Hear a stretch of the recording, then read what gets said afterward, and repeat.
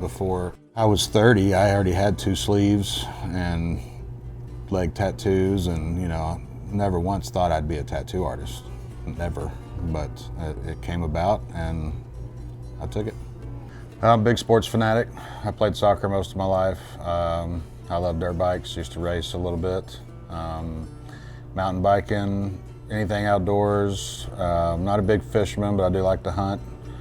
I've got a small ranch outside of town here, so I've got some animals, and I'm an outdoors guy, so that's my life.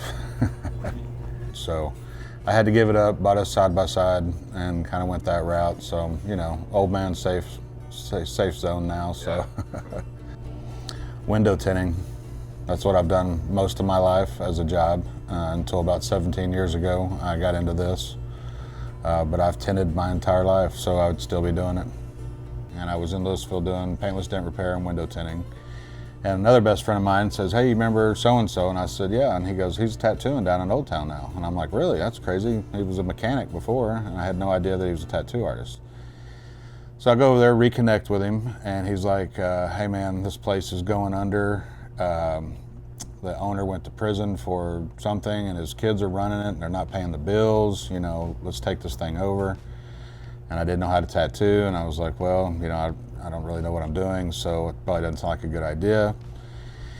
And he kept pushing and pushing, and so I called my best friend, who was a tattoo artist, and I asked him what he thought about it, and he's like, "Well, that's a dumb idea. You don't know how to tattoo, and everybody that tries this and doesn't do it fails, because tattooers can be flaky, and when they all leave, you'll be sitting there alone going, "Oh shit, what do I do now?" Thought about it for a while, and then I said screw it, and I went to the owner of the place there, and not the guy that was working there, but the owner of the building, and I told him, "Look, this is my financials, and we'll pay rent. This is my bookkeeper's information." And so he kicked them out, and we took it over, and here we are 17 years later.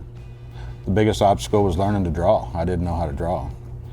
So, there's a lot of tattoo artists that can draw better than they tattoo, and some tattoo better than they draw. And it took me time to learn how to draw, and we made it happen. I basically started a shop not knowing how to tattoo. And at my age at that time, that was a big risk, trading a new profession for another one in your mid-30s. It was a challenge, but I feel like, one of my old favorite sayings is, you only get out of it what you put in it. You put nothing in it, you get nothing out of it. And so I worked my butt off, and I learned it. Well, my wife and I moved to Sunset a couple years ago, and I was driving back and forth to Louisville, and that's about an hour drive. And it's not a bad drive, but the more we spent time in Decatur, I was just shocked, to be in a small town, how many tattoos were actually rolling around town. There's a lot of people here that are tattooed.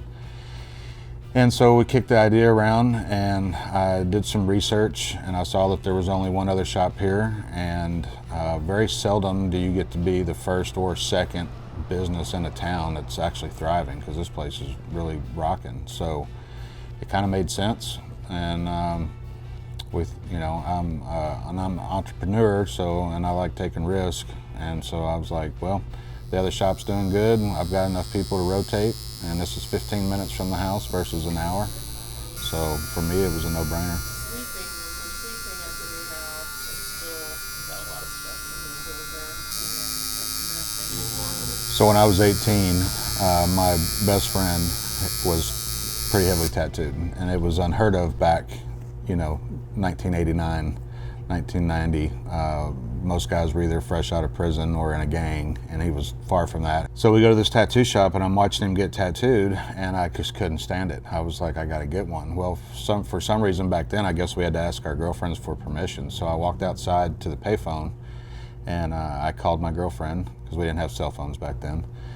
And I said, hey, I kind of fibbed to her. I said, hey, I hope you're not mad, but I just got a tattoo. And she was like, what?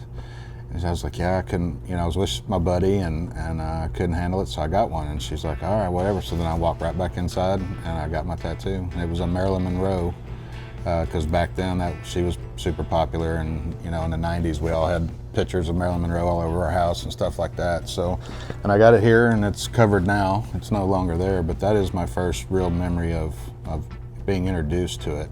I think the TV, I think the Jesse Jameses, those type of guys back in the day sets the movement to where you can be artistic and you can be super clean cut and get tattooed. It doesn't make you a thug.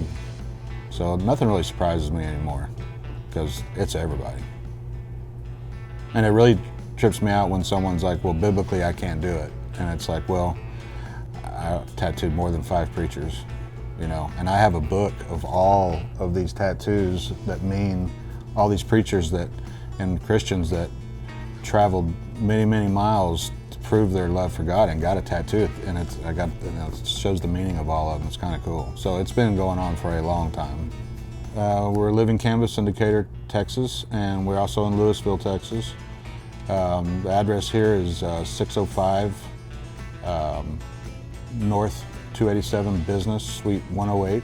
And I've got a diverse group of people, so we can do black and gray, we can do a little bit of realism, mostly traditional, watercolor, script, you name it. We've got some good guys and girls, and piercings, we got a great piercer. So yeah, come check us out.